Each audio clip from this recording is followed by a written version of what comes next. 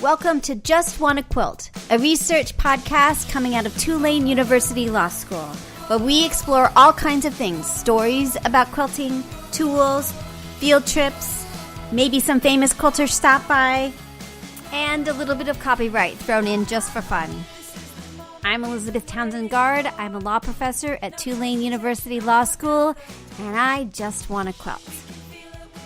Talking to Gail Berry-Graham of Gail Berry-Quilt. So Gail is super cool. She is a HandiQuilter Educator, and she's also a certified threadologist with Superior Threads.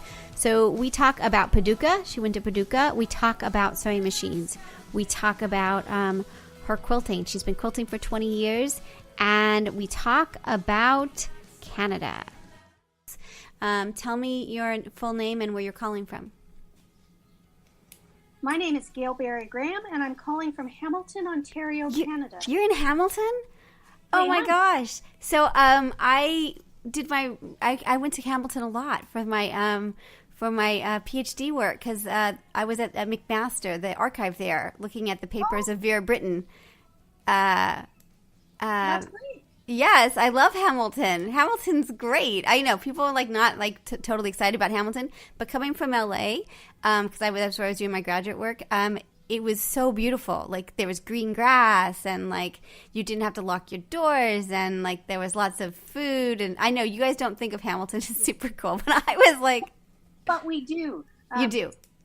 I'm a Hamilton transplant. I've only lived in Hamilton 23 years, and my husband and I joke all the time that the biggest problem Hamilton has is Hamiltonians. Yeah.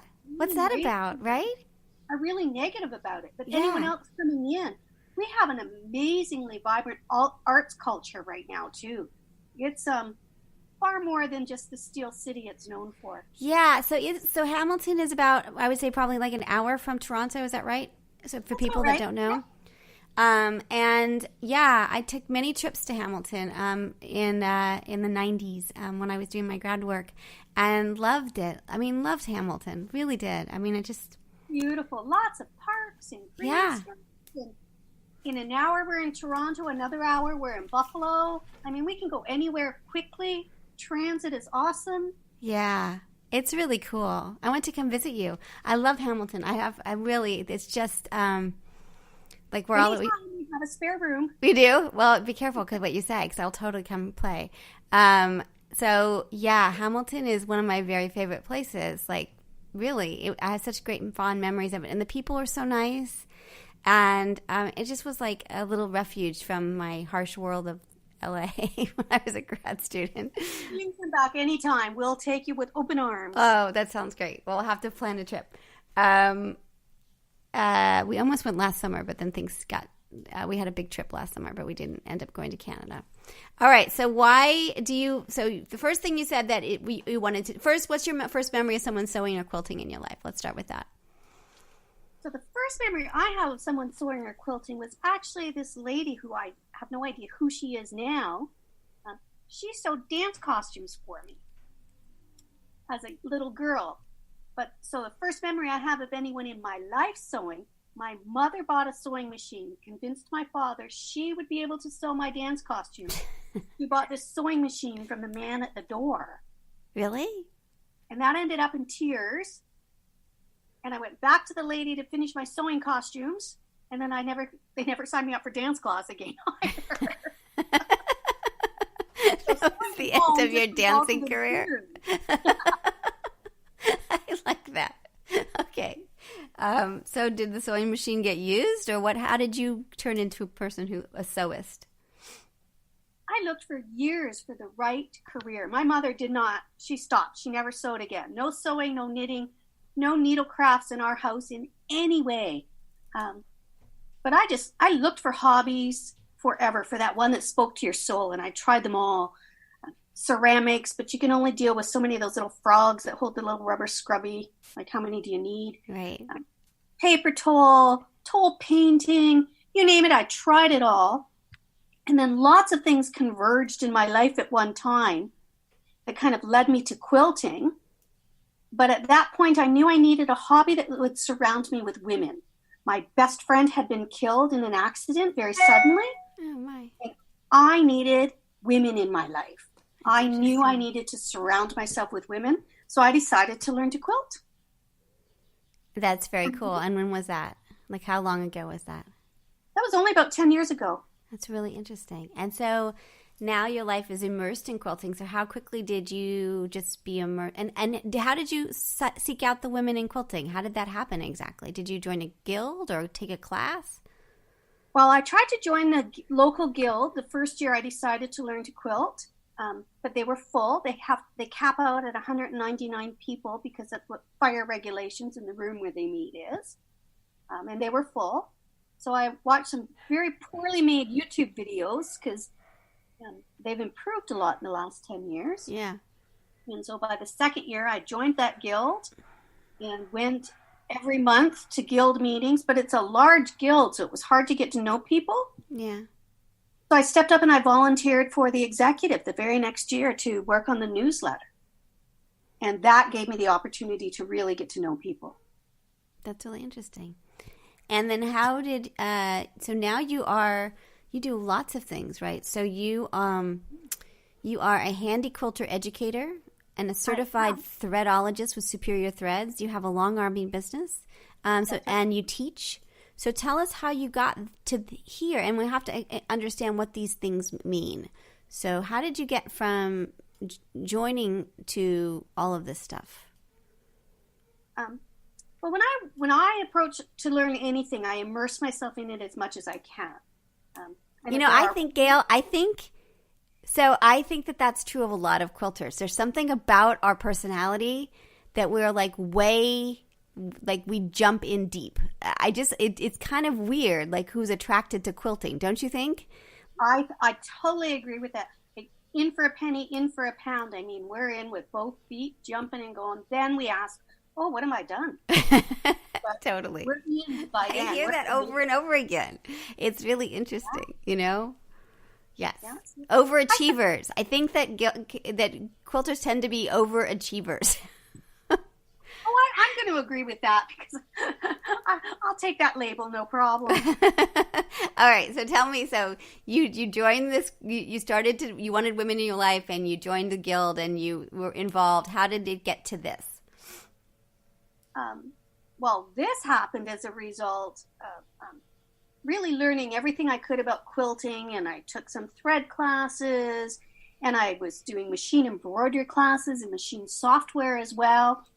And while working full-time in a very stressful job, I came home from work one day, and I said to my husband, I said, that's it. I cannot do it anymore. I cannot go back one more day. He said, well, what do you like to do? I said, well, I like to quilt. I got a little eye roll into what else do you like to do? And I was also teaching one night a week at our community college. And I said, well, I really like my teaching gig. He said, well, just go make it happen. And the very next day I went to an event at a local quilt shop where somebody was teaching us all about notions and things from a certain company. And at the middle of her talk, she said, this is a really bittersweet day for me. It's my last event because I'm moving on to another job. So at break time, I walked right up to her and shook her hand. I said, hi, my name is Gail Berry-Graham. How do I get your job? And, what did she say? You just ask, right? That's yeah. It's not like I asked her for her job. She was already giving it up. Right. You weren't stealing it. You weren't swiping it. Yeah, right. So I sent in some resumes, ended up taking a bunch of samples, and before I knew it, I was hired by a different company, a sewing machine company, to go and teach classes on how to use their machines. And I was hired as their quilting specialist. And a few years later, HandiQuilter came to me and said, so, we understand you quilt on one of our machines, and would you like to come to us? I said, you betcha. That's really cool. The rest is history, yeah. So tell me what you do as a HandiQuilter educator. I have the best job in the whole world. I get to go to either stores that sell HandiQuilter and teach HandiQuilter classes or long arm classes, because anybody with any machine can come and learn, right? Yeah. Many of the skills are cross-applicable. And I get to go to all kinds of quilt shows. So I've been to Houston. Yeah. I will go to next week in Canada. We have Quilt Canada. That's our national juried show. I go there and I work the show floor and I meet people from around the world. Very cool, right? And I get to talk about quilting all day long. Yeah, it's great. I love this industry. It's really amazing. Everybody's so friendly. And did you go to Paducah this year? I went to Paducah as a real person. I went not to work. I went with a girlfriend. It was on a bucket list for us. And we drove down. It's a 14-hour drive from where we are. And, we stayed and we did Paducah right. That is so great. I love it.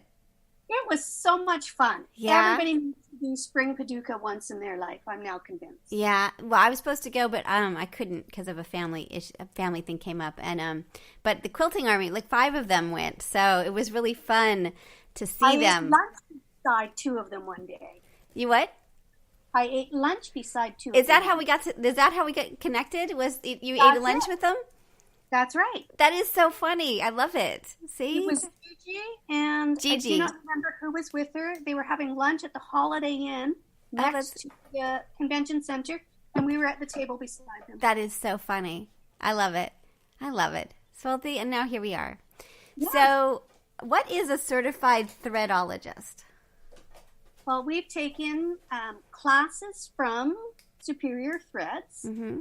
And so we've learned how the threads are made, what the different terminology is, what different weights mean, and different ways to use them. Yeah. And we can teach you or anyone all about Superior Threads. That's so great. Now, we've had them on a couple. To use for which projects. Yeah, that's great. We had Todd on twice so far to the podcast. He's awesome. He's awesome, right? He's like way into thread. He's so funny. He's way into thread. It's so great. And the company is just such a nice family company. I really like. It's really great. So do you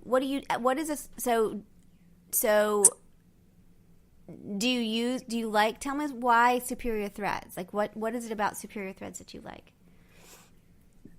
Lots of things I like about Superior Threads. The quality. Yeah. Anytime I buy a Superior thread, any one of their threads, I know I'm getting a quality thread. Yeah. Because I have a lot of money invested in my quilts. When you add up all the money you've got in the top and the backing and the batting, and if you put into the hours it took you to make it, I'm not going to chintz out on my thread. Yeah. I want quality thread to do it. And the selection. If I want something with a little bit of sheen to it, I can use a Magnifico thread. If I want to be a quilting purist for that particular quilt and I want a cotton thread, I can get a cotton thread. Yeah. If I want something really fine, I can use a silk thread or a micro quilter. I can combine them all. Yeah. They sent me a sample. It was really interesting, and I didn't really understand what I had because I'm kind of newish to understanding about thread. So we had a lesson, and then as I've been sewing, people will be like, "Oh, I'll have it with me, or I'll be doing it," and people know it, so they're like, "We love that one." Like, "Oh, that's the one everyone says you should use for X." So it's really interesting to sort of see as you go, with the hand quilting or with the metallic. I've been using metallic for a project that Superior Threads is really known as a really, stand-up company, and people really like their threads. Yeah, I've made earrings with their metallic thread on my embroidery machine. Really? Yeah. That's pretty cool. Like a freestanding lace, but with metallic, and then turn them into earrings. Wow, you're very creative. All right, I want to learn. So, tell me about your Sweet 16 machine. That's a sit-down machine. That's a sit-down machine. And I've used one of those. I liked it a lot, right? It's great. I love my Sweet 16. I have 2 machines in my studio. I went from the spare room to the sewing room to a studio. So it's all a whole progression in what you call your sewing room, right? But so I have an Amara, which is a 20-inch machine on a 12-foot frame, computerized. But I also have a Sweet 16, that 16-inch sit-down machine where I'm in touch with my fabric and I get to move my fabric. And I love that machine. That machine brings me just a lot of peace and joy to my soul when I use that particular machine. Yeah, and explain that, because I feel like I don't have a Sweet 16. I have a Juki 2010 that is actually, I found I got trained on a Sweet 16, and it was a little more than I could afford. And so you could take a Juki and turn it so that it looks kind of like a Sweet 16. It's not one day they'll have a Sweet 16. But there is something kind of soothing and wonderful about sit-down machines. Why do you feel that way when you're working on the Sweet 16? I think part of that is because we are in touch with our fabric. We are moving the fabric. We have touched that fabric at every stage of our quilt. We've pressed that fabric, we've cut that fabric, we've pieced that fabric, and then we've pressed and pieced until we get that quilt off. And now we're touching it as we do it. So I just think it helps complete that circle and that interconnection that we need sometimes as quilters to really feel like this is mine. And I use my Sweet 16 a lot for art pieces, and I would have never thought of myself as an art quilter. Yeah. Because I think if you ask me if I have any artistic ability, I'm going to say absolutely none. I'm not an artist. But somehow I can sit down at that Sweet 16 and I can thread paint, and it's like, yay, this is awesome. Yeah. And I just love it. It's my, on the end of those days when you have that kind of day. Yeah. Just 15 minutes on that Sweet 16, and and for me, it sounds nice, it runs nice, it's dependable. I know it's going to last me forever. Yeah. Yeah. Yeah. It's interesting, isn't it? Yeah, there's something like when the days are hard, ending it with a little bit of sewing and a little bit of quiet, that hum of that machine, and just the feel of the fabric just sort of shifts the whole, at least for me, my whole mental framework. I physically feel different after sewing. Hands down. There's something about that, like you say, the hum of the machine, and your brain just kind of stops. Yeah, it really is. Your brain can go to rest for a minute, and it just, when your brain can rest, your soul can sing, and everything's good at the end of the day. Yeah, I totally agree. It's really interesting, isn't it? All right, so shifting gears, so tell me a little bit about your long arm and sort of how is having a long arm. I'm starting to think about a long arm, and I'm not quite there yet, but I'm curious. So tell me about your long arm and why you like it. My long arm is my workhorse. I can get more quilts finished faster with my long arm. Yeah. It's just that simple. I felt once I started quilting that I started late in life. I wasn't one of these girls that said, oh yeah, I remember my grandma teaching me to quilt when I was 8. I was well into my 40s when I started. And I had so many quilts I wanted to make and finish that that would get it done. Yeah. That's kind of where I'm at. I'm just like, it's like, because I do use the Juki, which I adore, and the law school bought for me last year, and I just totally love it. But I feel like I want the piece. I don't like the time it takes to make it into, like, to put the backing in the back and all of that. I don't like that time. It feels like wasted time to me. Like, I want it to go faster, and I want the quilting to go faster, because I feel like I've got a lot, what you're saying, I got a lot to do. And so, I don't know, I'm thinking about it. What if someone is in the market for a long arm? What kind of things should they be looking at? What kind of features or things that should they be looking at? Because they're expensive, right? They're not an inexpensive thing. No, they are an investment. Yeah. So, 2 different ways to look at it. Yes, you want to look at features, and I think the features are really important. But you also want to look at the education and support. Yeah. Because for most of us, it's not a matter of, I'm just going to take the machine home and set it up and do beautiful work. We need to learn how to use it. So you really need to research your companies that you're looking at. There's all kinds of brands, and there's great machines. And I'm not going to say anything bad about anybody else's machine. Yeah. But HandiQuilter is one of the big ones, right? They're a major. In education. Yeah. And HandiQuilter ensures that their retailers provide educational opportunities a couple times a year. They also have an academy, which would be like a big conference you can go to once a year. Yeah. In June, and they have classes that you can take in Utah. So they have all kinds of support in education. There's 32 of me across the North America who will provide that education and support as well. So you want to look at the education and support along with the features. So some of the features I just love on my newest machine. I had an Avante and I sold it in the fall. It was 9 years old and had millions and millions of stitches, and sold it so that I could upgrade, because the new Amara has a laser light right at the needle.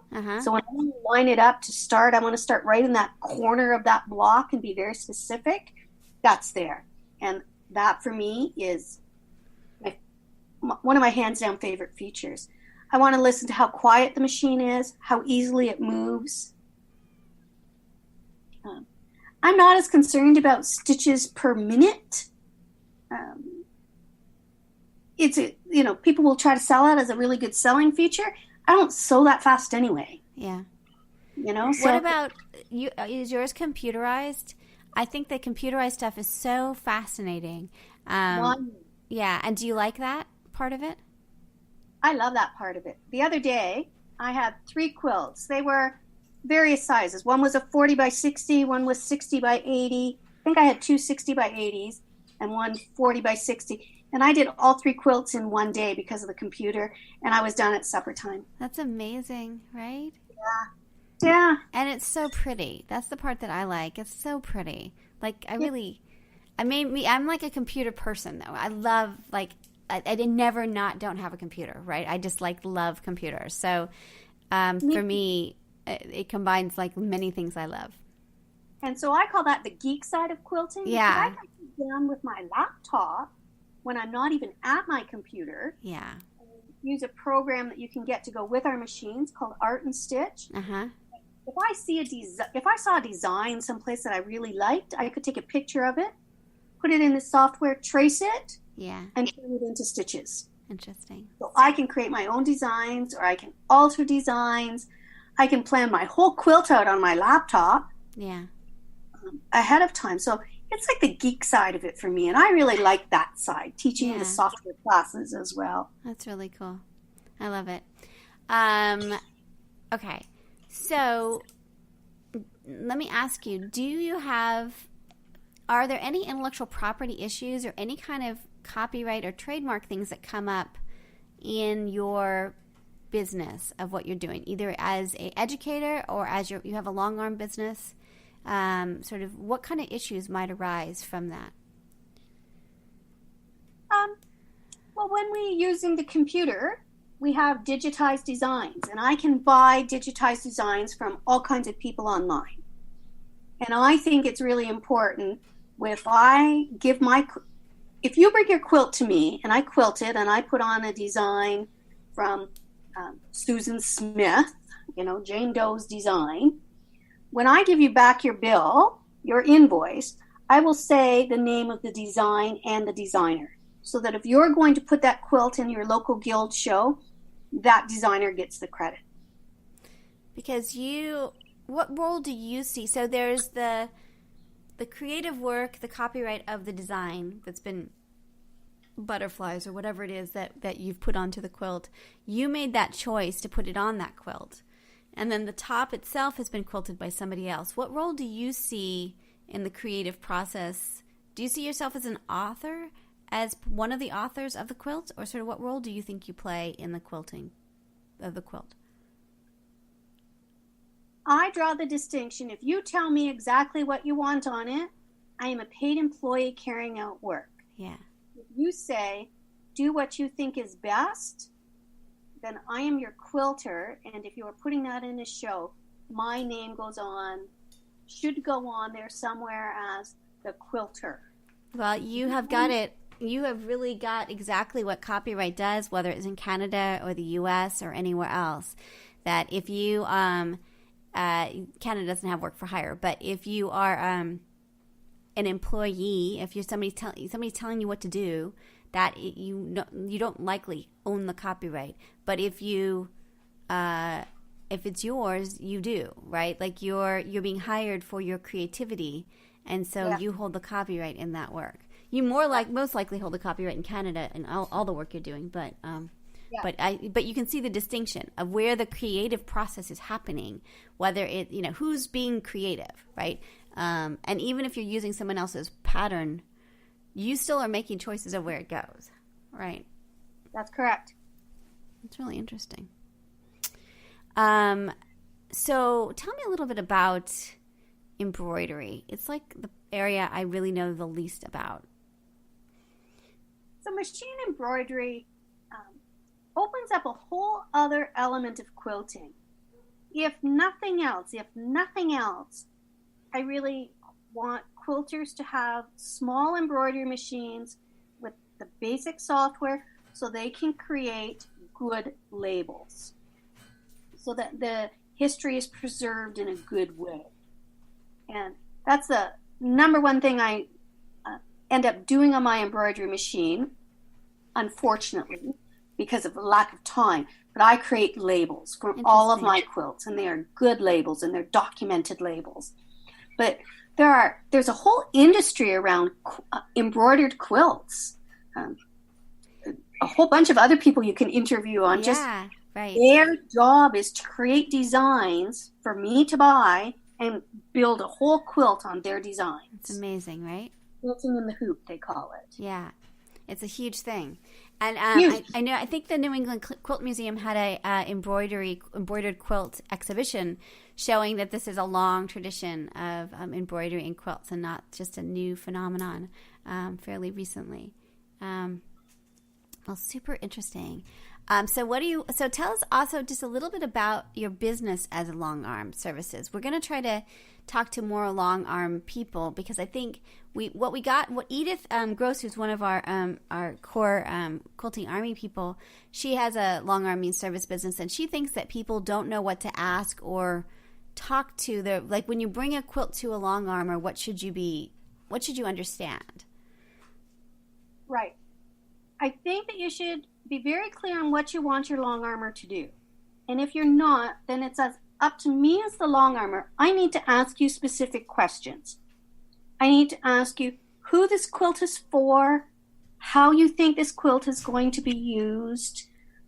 So if, for example, you've made a quilt for a baby and you want that parent to use it, so that baby quilt is going to be peed on and pooped on and puked on, I need to do perhaps a little more dense quilting in that so that it will hold up to all those washings in the washer and the dryer, because this is a baby quilt for new parents. Right.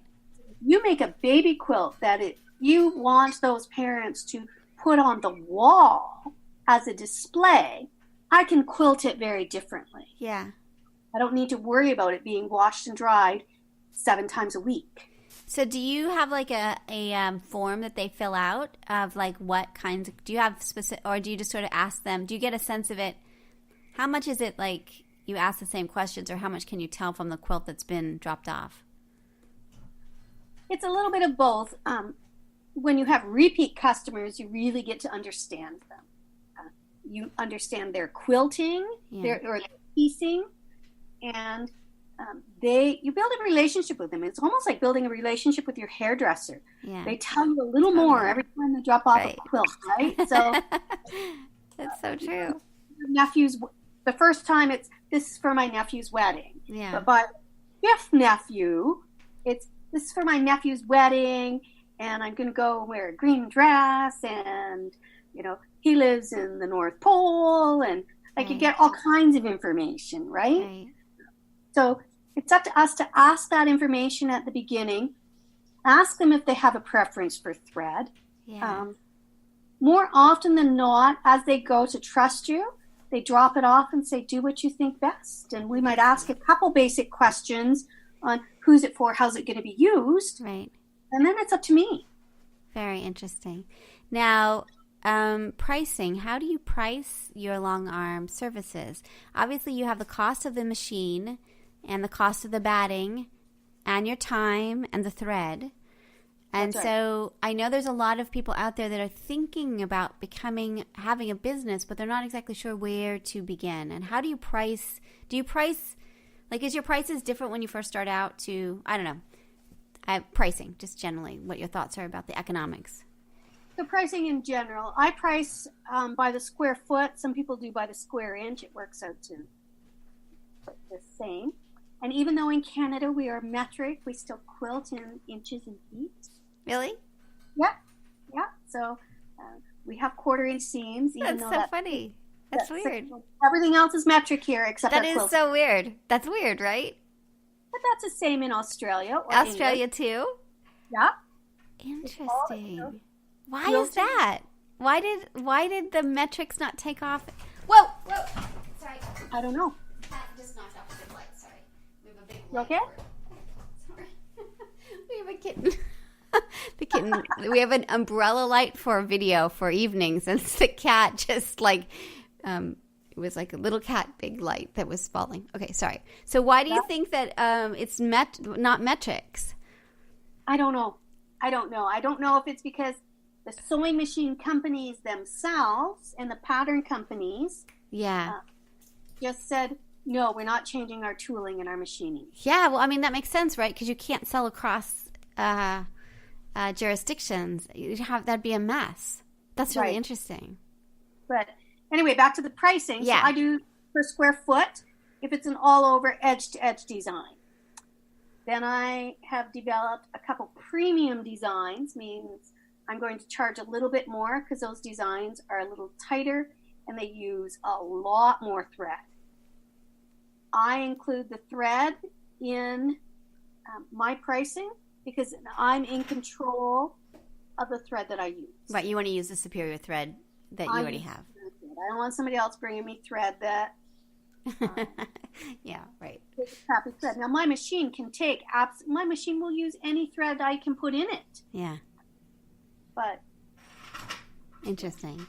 Well, this is super interesting. As I said, I figured that we were going to need more time. Okay. I would love to go to chat with you again and talk more about long arming and the process and thinking through and about art and stitch software and other things. So would you be willing to come back and chat with us again?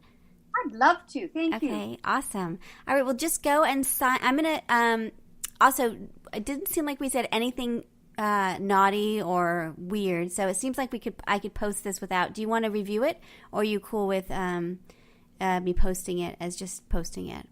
I'm cool. Okay. So why don't you're so much fun, and I'm so coming to visit. You're going to be like, I want to watch you do your thing. So why don't you sign up again on when a time that's convenient for you on calendar? I love the scheduling because it's so nice that you have complete freedom of what time you wanted to go. I'm going to process this, and we'll do it as a part 1, and then when we're ready, we'll do part 2. And I think really thinking through, like, I think on 2 levels, I think it would be really interesting for those interested in getting a long arm to understand how easy or hard it is to use.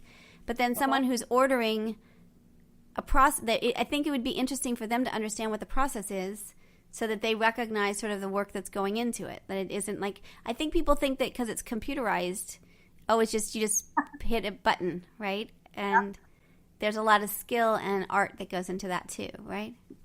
Good. Yeah? Cool. Yep. Awesome. That's perfect.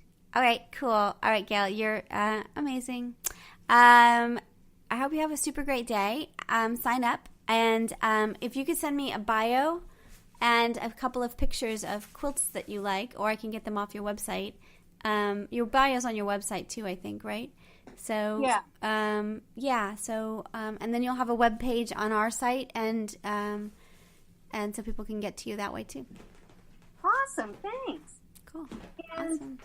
All right, thanks for coming. I really. This week at Quilt Canada, and I'll send them in through Facebook. Oh yeah, you're gonna do a Facebook Live for us from Quilt Canada? You want me to? I would love it. Yeah, and would you come do a field trip report on Quilt Canada when you when is Quilt Canada? Is it this coming? May 31st to June 2nd. Okay, cool. Well, I'll post you this week, or probably I'll try to get it up this week so that people, if they're interested in Quilt Canada, can to know about it. And all right, okay. You're awesome. Take care. Okay, bye-bye. Bye.